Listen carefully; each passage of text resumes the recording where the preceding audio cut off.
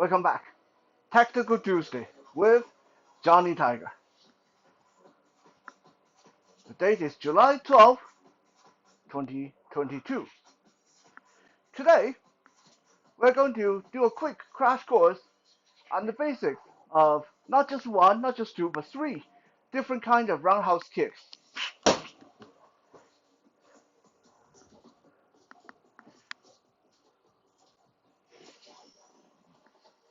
If you have watched combat sport, Muay Thai, MMA, various kickboxing, Taekwondo, etc., then you're no stranger to the concept of roundhouse kick. It is a kick that look like it more or less comes from the side. The person who's doing the kicking stand on one leg and the other leg whip in from the side, hitting either the body, the head, the face, or the leg. That's most often the case. It is like the hook punch of the leg. And one of the bread and butter for modern MMA, right next to uh, headlock, rear naked choke, armbar. And why not? It is a great tool. Because if you are a good kicker with the roundhouse, if you throw a solid roundhouse kick, then all you have to do is target the person's thigh, hip, and thigh area. And after a few good ones in a fight, that person is no longer going to be walking around very good. Right?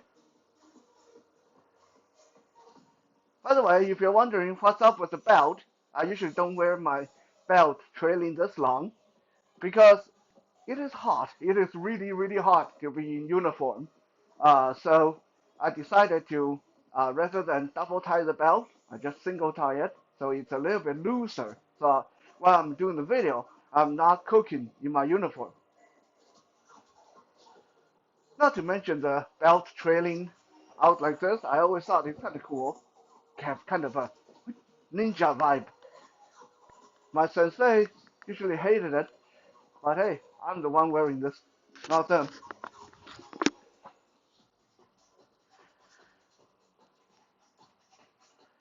Now, if roundhouse kick is such a good tool, especially demonstrated in UFC and kickboxing, then why is it that we don't use it very much in self-defense? Well, the reason is sometimes the gain is not worth the risk. Let me explain. To have a solid roundhouse kick, which is actually harder than a lot of people give it credit to, if you have trained in kicking style martial art of any kind, if you have sparred, you will probably have experienced this. Roundhouse kicks look simple, and when it's a punching bag that's just standing here, it is simple. But even then, there are generally some people that can kick super hard and then they run out of energy. Or some people, they just can't put any consistent power into the kick at all. And even if you are one of the rare ones, one of the really good ones that can kick hard and have consistent power and have really nice and quick kick, you will find that to get that kick to work in sparring is kind of tricky. A lot of times you either miss or you hit something you didn't mean to hit, or you end up getting taken down by your opponent. One of the biggest problems with the roundhouse kick is you're whipping your shin or your foot at your opponent at very high speed, very high power. Which means if you hit something like a thigh, that's great. If you hit something like a stomach, that's great, that's wonderful. If you nail them on the head, even better. But as we have seen in UFC, even professional fighters break their legs when they hit people on the elbow or on the knee. Right? Shin versus kneecap versus elbow, kneecap, and elbow will almost always win. Right? Narrow point versus long surface. Narrow point will almost always win. This means if you try to use roundhouse kick in a self-defense scenario, you better be damn sure that you hit what you mean to hit. Because if you throw that roundhouse kick out at the wrong time, or even it's the right time and the person you are trying to kick suddenly take a step, or quick up their leg, or drop their elbow, or because you didn't see it, they may be wearing something hard underneath. For example, I once kicked someone and I was aiming for the top of the thigh, like the hip thigh junction, which means if I land my kick, that would drop the person down, no problem. But I did not anticipate that they had a roll of coin in their pocket, and my shin whipped down, my shin contacted that roll of coin, the person went, ow, and I went, oh, ow, ow, ow. That hurt. Yeah, not a lot of fun.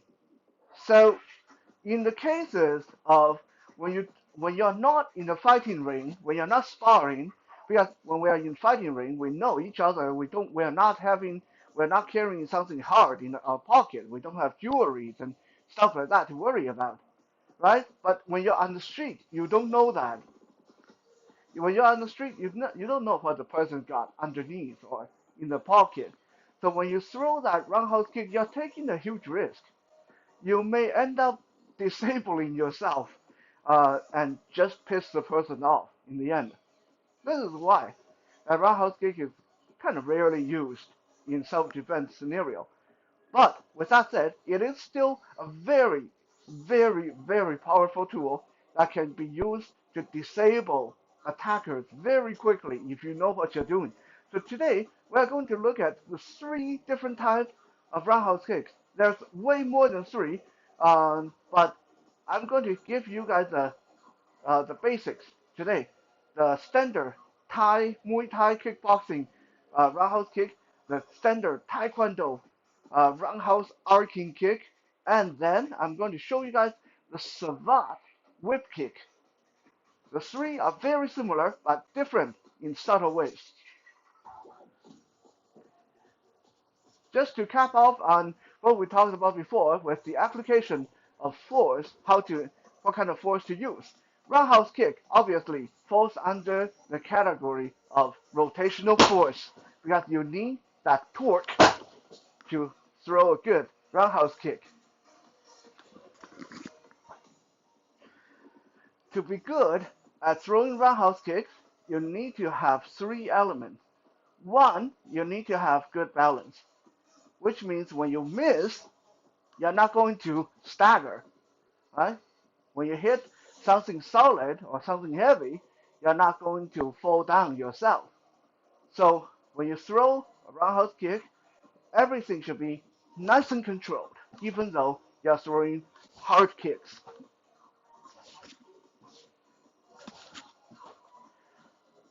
Number two, to throw good roundhouse kick, you need obviously to have relatively conditioned shin and foot or feet, right?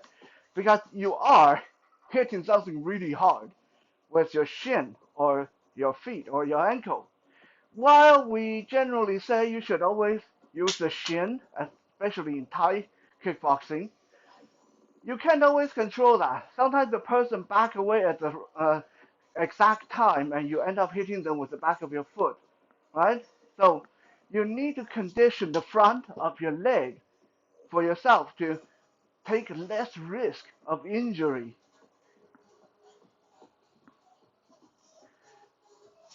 And number three is you need to be very clear on what powers your kick. You need to understand how to apply power to your kick. I already mentioned this is a torquing, this is a rotational, this is a circular movement, which means having big, powerful legs that can do thousands of squats and stuff like that, while it helps, but it's not essential. Okay, so you don't need to power it with your leg muscle. The power should come from your body weight with that whipping rotational force that drives that kick in. And little bonus, it's not essential, but it's good to have some degree of accuracy. You want to be able to hit what you're aiming at, even without looking. Right? So, since I have been doing that since the beginning of the video, let's look at the Muay Thai style kick, roundhouse kick. Muay Thai style roundhouse kick is very low, very direct, and it's not what people think it is. A lot of people seem to think, okay, I pick up my foot and turn my foot to the side and whip it across, and whip it across. No, because when you do that, your knee will bend. You'll dump most of that force. You will not be able to get enough force to put the person down. The standard Muay Thai kickboxing require you to pivot on your standing foot, bring the knee up, turn your foot to the side, and then drop the leg down. Okay, the trajectory. Look at my arm. Let's say my arm is like my leg, right? So I'm going to bring it up and drop it down, chop it down, right? So let's say my finger is pointing at the floor. That's my leg standing, and then I'm going to bring my arm out to horizontal. So now my hands to the side, and I'm going to lean my body. So now my hands almost pointing at the ceiling. Okay, so that's simulating my foot. And then I drop this down, chopping down at the person's leg. Boom! Right? Like that. Okay? So it doesn't come across. It comes up and down, like that. Right?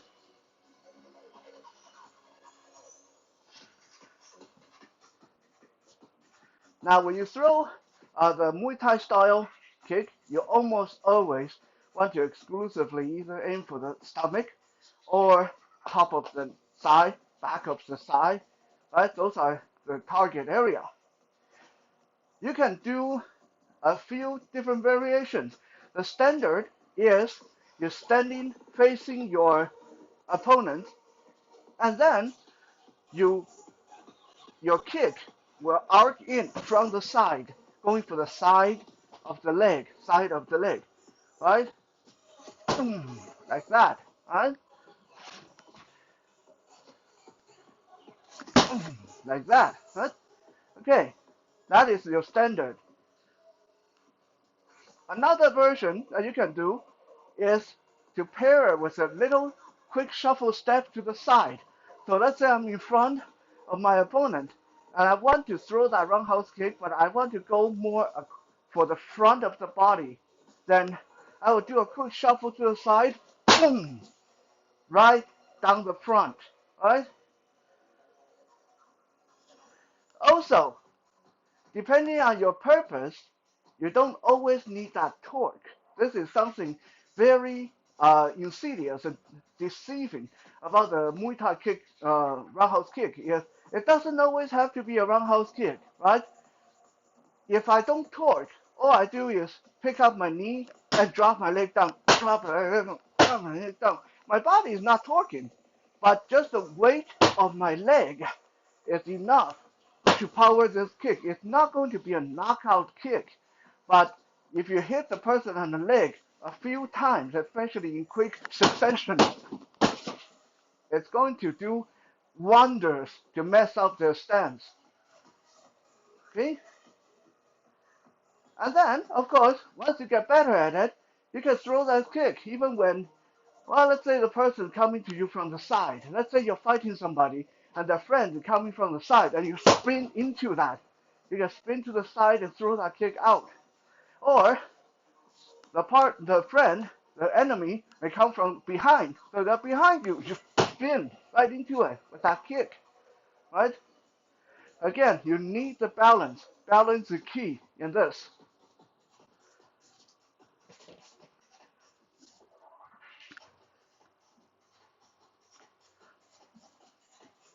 Next, let me show you guys the first roundhouse kick I've ever learned. This is the Taekwondo version of the roundhouse kick. In Taekwondo, you kick high. So we no longer bend our knee when we pick our leg up, right? When we do a Taekwondo style roundhouse kick, we let our leg stay straight and we whip it toward our opponent with an upward arc, boom, right into the armpit or the chest or the face, depending on how high you can kick, right? This kick has good knockdown power. However, it's a little bit more form than function. It's more good looking than function. Why? Because when you kick that high, there's a big chance of you missing to begin with. And second, there's a big chance of you hitting the person's elbow. Because if the person is fighting you, their arm will be moving, right? No one's going to be standing there with their arm down, letting you kick them. So if you are going to throw that high kick at me, and I have my arm out like this, the chance of you hitting my elbow or my forearm is a lot higher than you getting me in the head. Okay, so it is a very specialized kick that look fancy, look cool, look high, look powerful, but has a great amount of risk associated with it. Also, in Taekwondo, you do not hit with your shin. You're hitting with the front of the ankle, the back of the foot, which means if you hit too hard, you might hyperextend your ankle. You might injure yourself really seriously there, right? However, I don't want to seem like I'm trash talking the Taekwondo roundhouse kick because it is a cool move. Yeah, it's a big move that have good knockdown potential. The time to use it, okay, the key to this one is you need to have good timing, right? So I'm not going to face an opponent and then randomly throw out this high Taekwondo style kick, hoping to score. No, right? If I'm going to do this, I'm going to do something like kick them in the groin, waiting for their head to come down and arc this leg right up into their face, right? That's how you want to use this. If you got to create opportunity, you either want to wait for the head to drop, or you want to wait until their back is turned so you can get them across the back or the back of the neck with that kick. But never full on frontal because you will get their elbow or you'll get your arm caught in their armpit and you'll get taken down, right?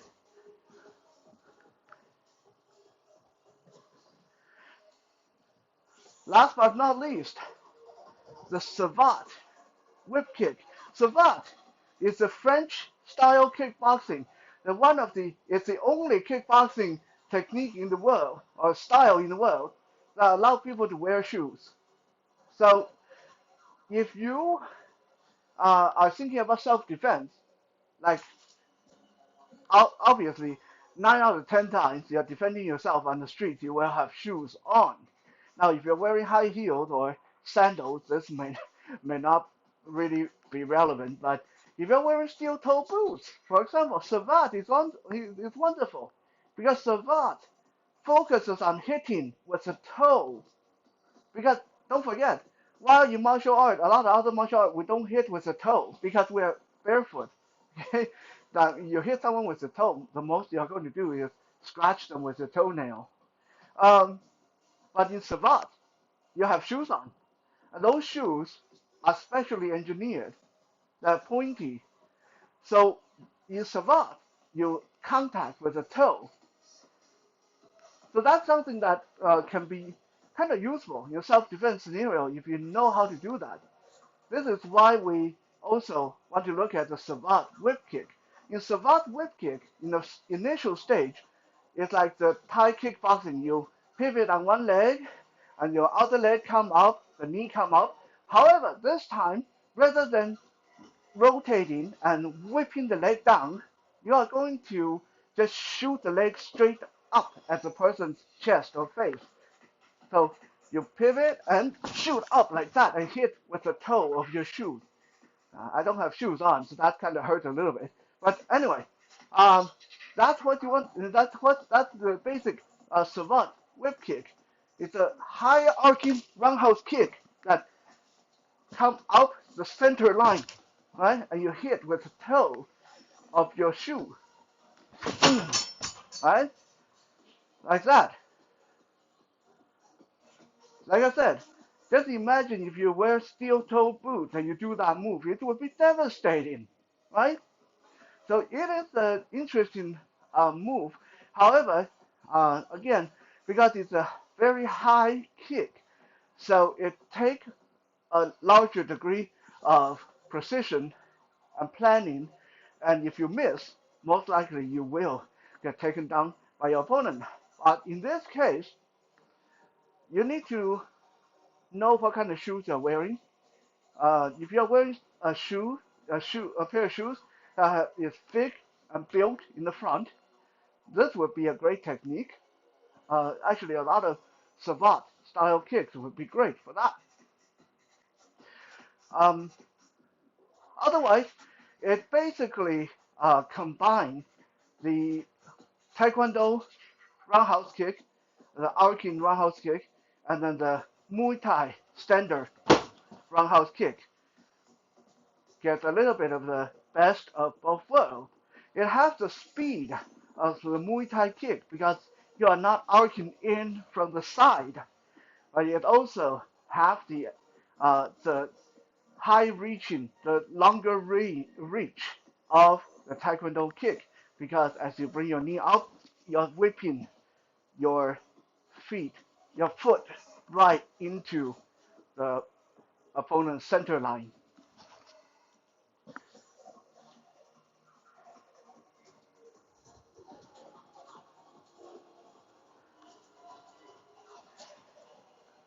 Roundhouse kick is something that looks simple, sounds simple, but to be truly good at it, you need good instruction and a lot of practice. For myself, I didn't really get good at it until I clocked in almost 2 years practicing nothing but roundhouse kick. Anyway, this should give you guys a good beginner course of different options and possibility. Hope you guys enjoy this. I will be back again tomorrow for some Wisdom Wednesday. For now, have a good night.